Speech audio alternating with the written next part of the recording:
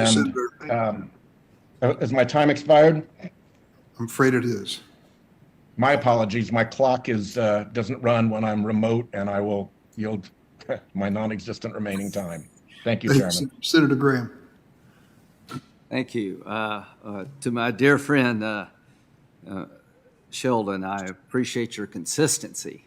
So what would account for the elephant herd is apparently marching in one way. H.R. 1, I believe, is supported by most every liberal group in the country. Most of my Democratic colleagues support H.R. 1. Why? What motivates you? Redistricting.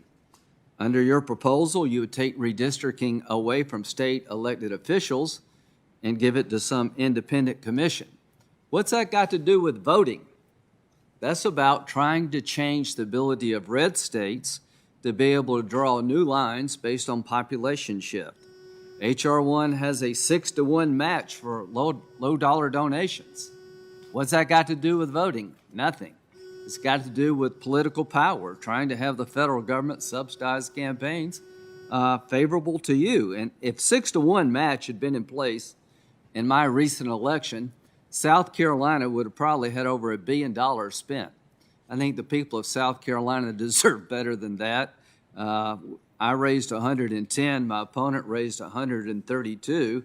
If you had a 6-to-1 match, it'd have been about $1 billion. I think that's cruel and probably violates the Geneva Convention. So H.R. 1 is not about righting wrongs. It's about power.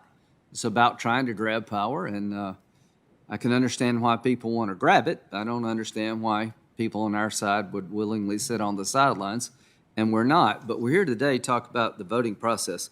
Mr. Gardner, you're sort of a legend in your part of the world. I think rightly so. It's my understanding that you oppose H.R. 1 in the Senate equivalent. Is that correct? Yes. In 30 seconds or less, why? Well, first of all, we don't have any early voting in New Hampshire. And for all the studies that show that early voting actually helps turnout, I can show you plenty of academic studies that show the opposite. That just because you make voting easier does not raise the turnout automatically. And we have election day that is a day for everything in New Hampshire. It goes all the way back to the beginning. Our Constitution predated the federal Constitution, and it ends that day. It's our tradition because every polling place, the chief election officer has to, that evening of the election, read publicly the votes cast for every candidate on the ballot, and that is the end of it. And our early voting, that what is called early voting across the country, is just not allowed under our Constitution. So you believe that it would be a power grab when it came to New Hampshire voting? Is that fair to say? By the federal government? Yes. And the same thing with no fault absentee. Okay. We didn't even know, it's the same thing. Thank you very much. The Carter-Baker Commission looked at voter fraud in voting in 2008. They found that there's no evidence of extensive fraud in U.S. elections or multiple voting, but both occur and it could affect the outcome of close elections and many other findings. The absentee ballots remain the largest source of potential voter fraud. That's what the Carter-Baker Commission said, not me. The Carter-Baker report said, recommend to reduce fraud, recommend prohibiting third-party organization candidates and political party activists from handling absentee ballots. I think that's related to ballot harvesting. So my question for Ms. Abrams, do you support voter identification laws? Yes. Okay. Do you There support? are 35 states in the United States that have had voter identification laws. Okay. In fact, every state requires some form of identification. What Okay. I have objected to is restrictive voter identification laws So- that narrow the set of permissible materials that allow you to prove The your answer identity. the answer is yes, as a concept. Do you support the idea that voting should be limited to American citizens? Yes, Do you support that we should have, do you support ballot harvesting? Are you familiar with that term? I'm familiar with the term of art that's been propagated to describe a variety of efforts. But for example, on Native American reservations where they are precluded from access due to underfunding to reach in a timely fashion locations for voting, I do believe that it's appropriate for tribal elders to collect the ballots and retrieve them and use a single source of delivery to provide those ballots and thus provide Native Americans with the opportunity to participate in elections. Do you, I think do you support it beyond Native American voting?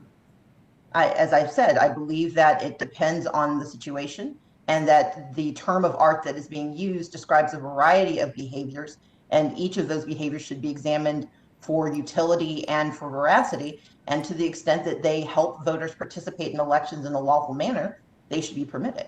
Okay. Do you believe the Republican majority in Georgia, House, Senate, when they are making the changes to your state voting laws, do you think they're motivated by trying to suppress the African American vote? I have seen it happen sometimes that they are. I've seen other bills that have been truly bipartisan in nature that have looked at and fully examined. But you and believe that's the taken into motivation consideration. behind, do you believe that's the I'm sorry, sir? motivation behind these laws? I believe the motivation behind certain provisions in SB 202 are a direct result to the increased participation of communities of color in the 2020 and 2021 elections. I have participated for 11 years. As Speaker Pro Tem Jones pointed out, we served together, and almost every year there was a voting law. And when those voting laws were neutral, not only on their face, Well, but in I'm their- out of time. Do you I would think, support do you it. think the Speaker of the House, Speaker Pro Tem, the lady, Jan Jones, is motivated by trying to limit the African American voters in Georgia? Do you think I that's? believe there is racial animus that generated those bills. I would not assume that that racial animus is shared by every person, but Thank if you. the result is that racial animus exists and it eliminates access to the right to vote, then regardless of a certain person's heart, if the effect is deleterious to the ability of people of color to participate in elections, then that is problematic and that is wrong and it should be rejected by all. Senator Klobuchar? Thank you very much, Mr. Chair. Thank you to our witnesses. I'm just looking at the facts, and I think that we need to get these facts straight. In the 2020 election, more than 160 million Americans voted.